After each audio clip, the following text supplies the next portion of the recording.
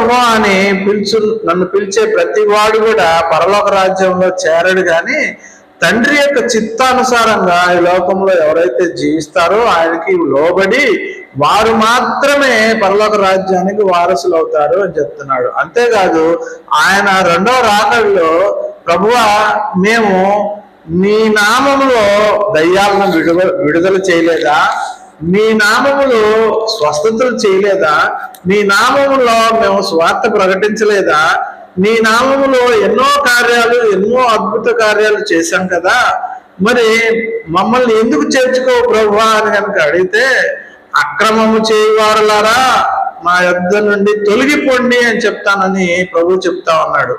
అక్రమము చేయవారులారా అని ఎందుకంటూ ఉన్నాడు? ఆయన నామంతో వ్యాపారం చేస్తున్నారు, ఆయన నామంతో మరి డబ్బు సంపాదించుకొని తమ రాజ్యాలను కట్టుకుంటున్నారు కాబట్టి ఆ మాట చెప్తున్నాడు ప్రభు.